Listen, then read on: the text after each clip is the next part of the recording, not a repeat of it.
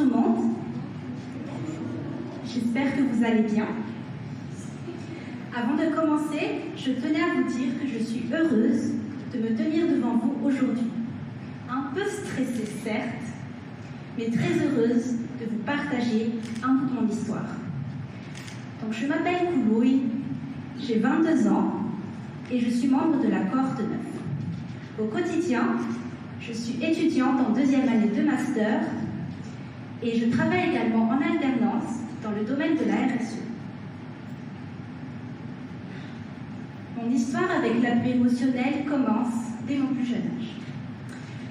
Vous savez, dans ma famille, on a cette fâcheuse tendance à ne pas savoir s'exprimer calmement.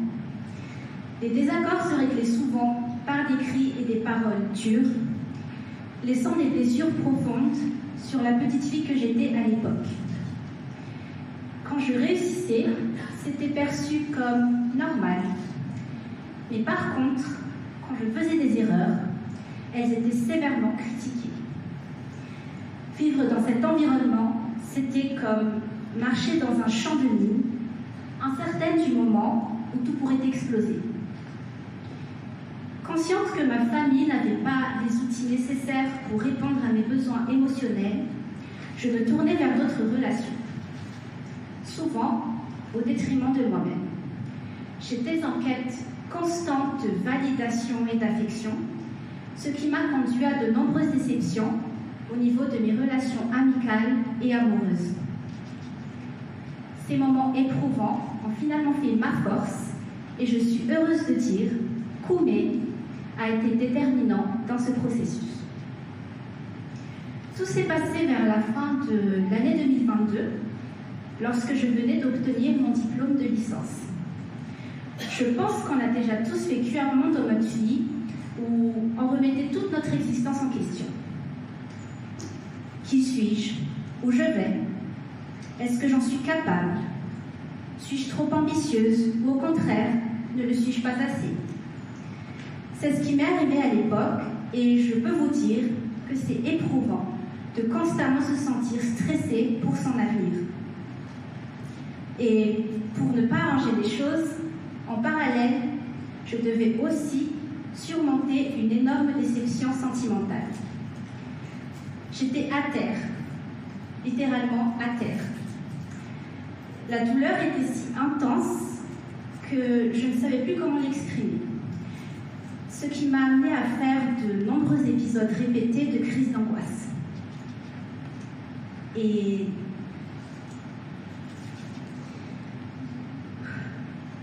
perdu et isolé, c'est à ce moment critique qu'Oumé est apparu dans ma vie et que j'ai enfin pu entamer mon processus de guérison.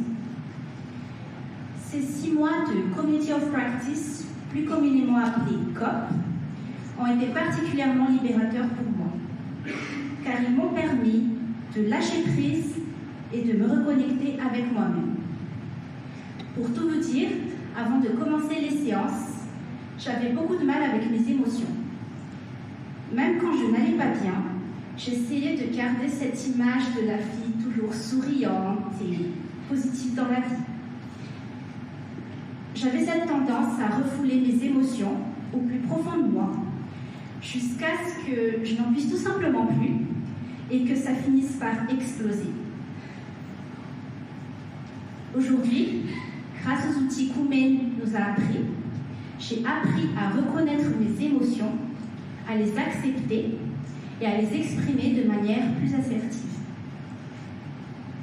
Les COP m'ont aussi appris à comprendre l'importance de la santé mentale, c'est-à-dire de prendre du temps pour moi et pour mon bien-être.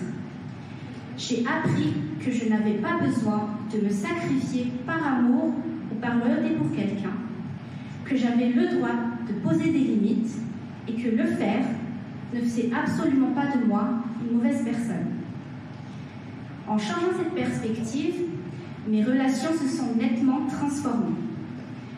Bien sûr, elles sont encore bien loin d'être parfaites, mais je suis heureuse de dire qu'elles sont beaucoup plus équilibrées et respectueuses.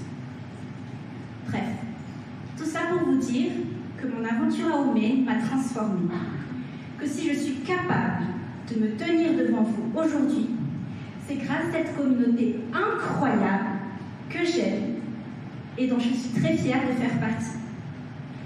D'ailleurs, ça me rappelle une activité où j'avais été profondément touchée par la bienveillance des membres. Il s'agit de celle qu'on a réalisée lors de notre dernière séance de COP, appelée Affirmation. Chaque membre devait à son tour porter une couronne, pendant que les autres lui disaient des affirmations positives.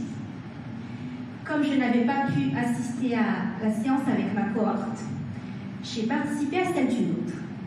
Et comme je n'étais pas habituée à fréquenter les personnes qui étaient présentes ce jour, j'avais peur qu'ils ne sachent pas quoi dire lorsque ce serait mon tour. Mais à ma plus grande surprise, j'ai eu droit à de nombreux retours positifs, à des affirmations dont je n'avais même pas idée. Je ne pensais pas, par exemple, que mes partages ou ma manière d'être pouvaient inspirer les gens autour de moi. Et cela m'a permis de comprendre que même dans les moments de doute, il y a toujours quelqu'un, quelque part, qui voit et sait apprécier les efforts que je fais. Enfin, pour répondre à la question, quelle partie de vous est acceptée à Oumen et non ailleurs, je dirais qu'il s'agit de ma gentillesse et de mon fort niveau d'empathie. On me disait souvent que j'étais trop sensible, que je me dévouais trop pour les autres, ou bien que je devais m'endurcir. Mais chez Oumen, cette partie de moi est acceptée et valorisée. Ici, ma sensibilité et mon empathie ne sont pas perçues comme des défauts, mais comme des qualités essentielles qui enrichissent notre communauté. Oumen m'a appris que c'est justement grâce à ces traits de caractère que je peux apporter du réconfort et du soutien à ceux qui en ont besoin. C'est une incroyable libération de pouvoir être soi-même et de se sentir apprécié pour cela. Moi qui m'étais énormément refermée sur moi-même, la communauté d'Oumen m'a offert un safe space où je me sens acceptée et valorisée pour qui je suis réellement.